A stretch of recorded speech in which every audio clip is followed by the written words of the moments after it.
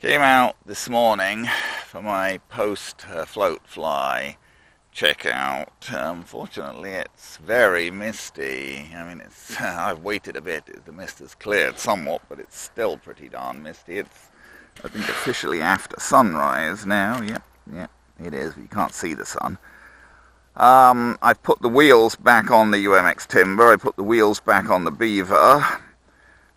Because both of them are really better off with their wheels for operating off grass. Well, the Timber would operate off grass fine with the floats, but it operates off grass fine with the wheels, so I'd rather put the wheels back on. And the Beaver doesn't operate off grass too well with the floats because the water rudders don't retract, so to operate it off grass you pretty much have to shield the water rudders or remove them. You could just remove them, it's not particularly difficult, they just unscrew with one screw, but anyway. I just took the floats off. I found the biggest problem I had with the Beaver at the float fly was that it was hard to steer on the water. It did, put a battery in this guy, yeah.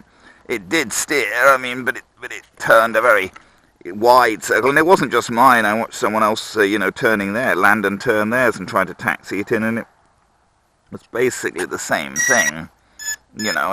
It turns, but it turns in a rather wide circle that's not initialized yet, with the result that you need a fair amount of room to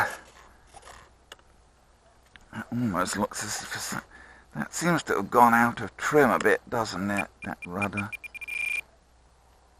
for whatever reason. It's kind of hard to say, really.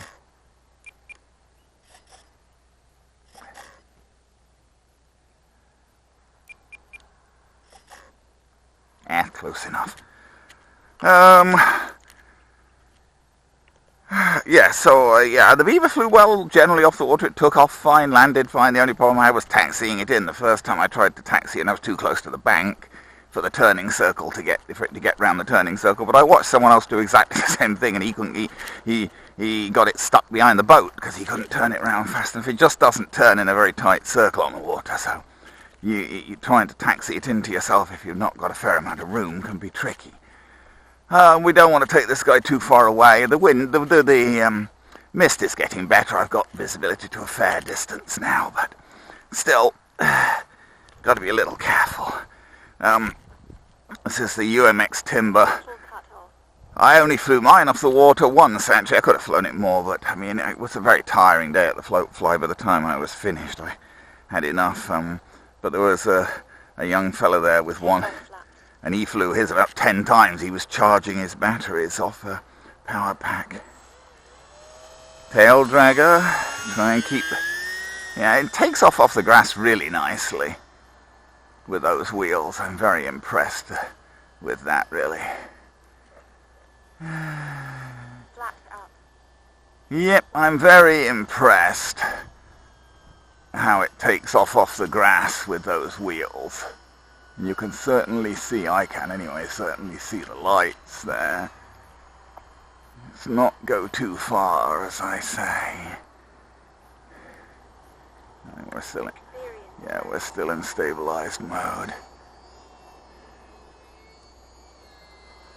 No wind really now. In fact, if there was wind, you probably wouldn't have all this mist. It would blow the mist away. That's part of the reason you got all this mist, because there's no wind, and it's damp. I mean, the float fly, the mist didn't really clear till about 9:30 or maybe later.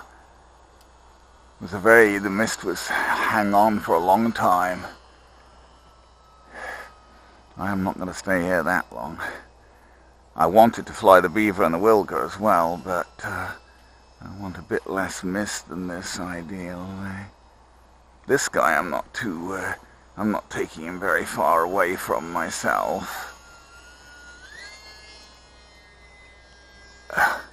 Very nice plane, this. It just controls very, very well. And it flies absolutely fine with the floats on. I mean, it's slightly nicer, slightly more agile. Naturally, any plane is going to be without the floats, but it flies absolutely fine with the floats, and it doesn't have any problem handling the floats. 5 minutes. There's no problem at all handling the floats. But, as I say, since it handles off grass so well with the wheels, I'm not going to leave the floats on all the time. I just put the floats on to fly them off the water, and they've come off again now. They're not on anything at the moment, they're just sitting on the bench.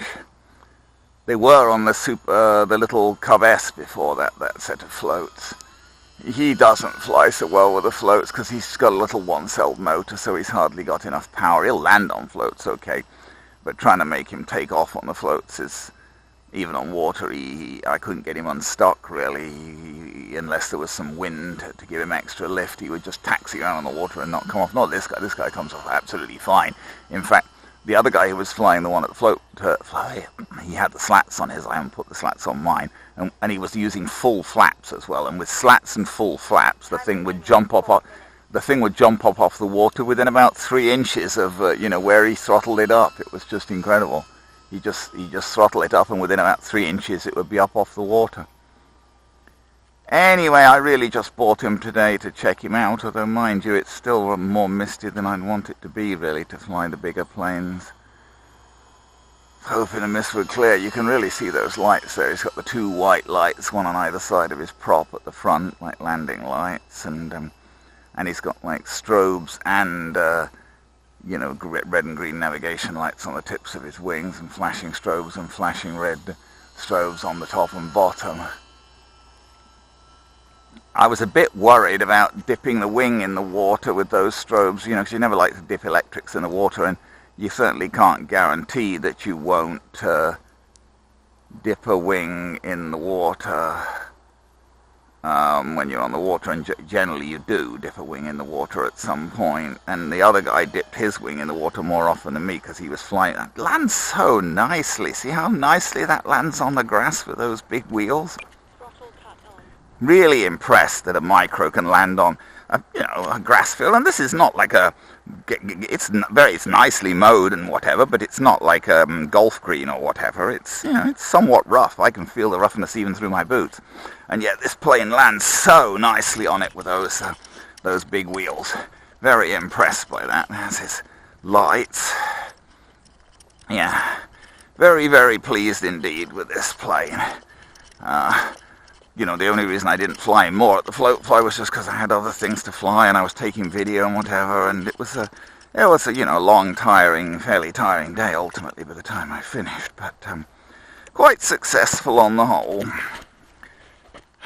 There you go. The UMX Timber back on his wheels.